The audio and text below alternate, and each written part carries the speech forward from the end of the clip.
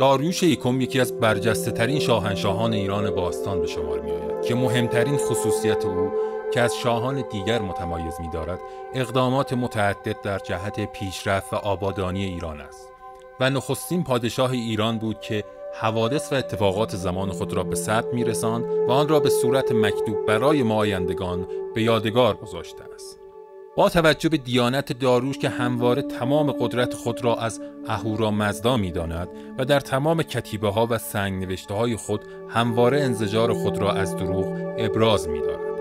همینطور اظهارات و اقدامات او مورد تایید یونانیان نیز میباشد.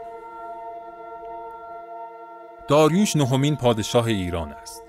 او هنگامی به دنیا آمد که 10 سال از آغاز فرمانروایی کوروش بزرگ گذشته بود و توانست خود را به عنوان سربازی متحور و چالاک نشان دهد. او در دربار کمبوجیه مدارج نظامی را با موفقیت می‌گذراند و به عنوان سربازی از جان گذشته به درجه امیری لشکر، نیزه‌دار کمبوجیه و به مقام فرماندهی گارد سلطنتی این پادشاه می‌رسد و در هنگام حمله کمبوجیه به مصر در صف مقدم نیزه‌داران به مصر اعزام می‌شود.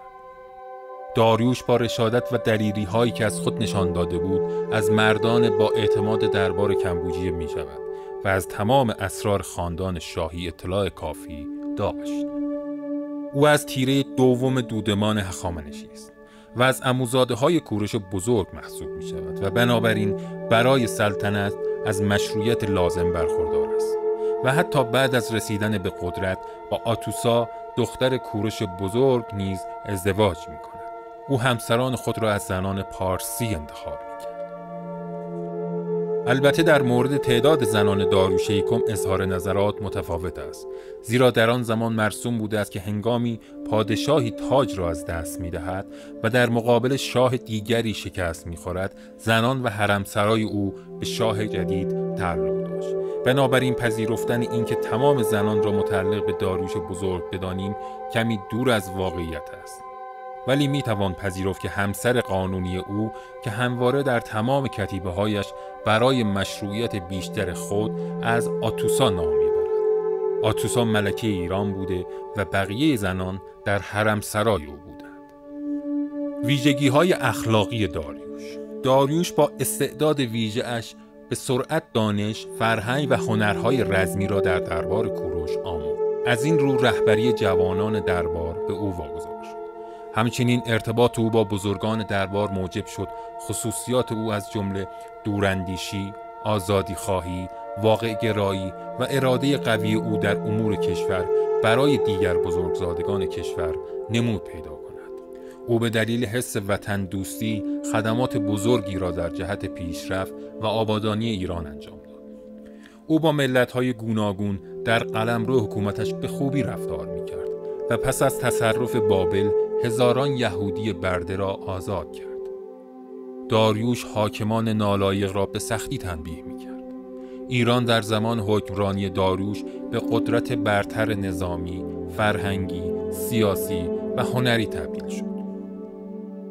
اقدامات فرهنگی داریوش را شاهی مقتدر و در عین حال هنردوست نامیدند.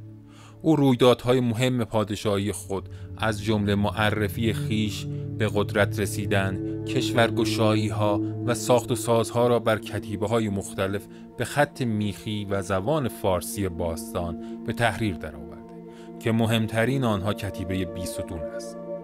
در زمان او یک خط مشترک برای قلمرو سرزمینی ایران ابداع شد. تعیین 30 روز برای هر ماه در ایران به دستور داریوش پایه‌گذاری شد و در آن گاه شمار روز اول و 15 هر ماه 5 عید مذهبی و 31 روز دیگر مانند نوروز و سوگ سیاوش گرامی داشته شد. همچنین داریوش برای دلجویی از مصری‌ها نیایشگاه‌های آنها را که در زمان کمبوجیه ویران شده بود بازسازی کرد.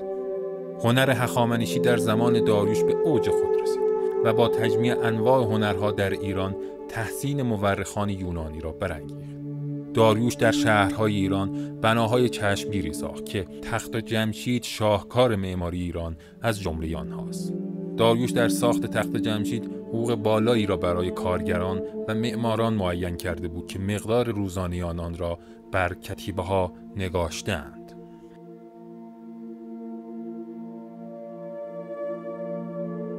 اعتقادات داریوش. در عهد هخامنشیان 3 دین زرتشتی، بودایی و یهودی در جهان وجود داشت. پژوهشگران معتقدند که هخامنشیان پیرو آیین زرتشت بودند. او همواره قدرت خود را از خدای بزرگ اهورامزدا می‌دانست و نسبت به دروغ بیزاری می‌جست و این تاکید در تمام کتیبه‌ها و سنگ‌نوشته‌ها نمود دارد. داریوش در بازسازی معابد یهودیان را یاری کرد و در نگاه آنها به فردی قانونمند در حفظ ارکان امپراتوری شهرت داشت. نام داریوش در 25 فراز از عهد عتیق ذکر شده است. افلاطون نیز این موضوع را در آثار خود ذکر کرده است. داریوش در شورش یکی از نوادگان فراعنه مصر 486 پیش از میلاد در سن 64 سالگی جان خود را از دست داد. مقبره او در دل کوه رحمت در مکانی به نام نقش رستم در مرو دشت فارس قرار دارد.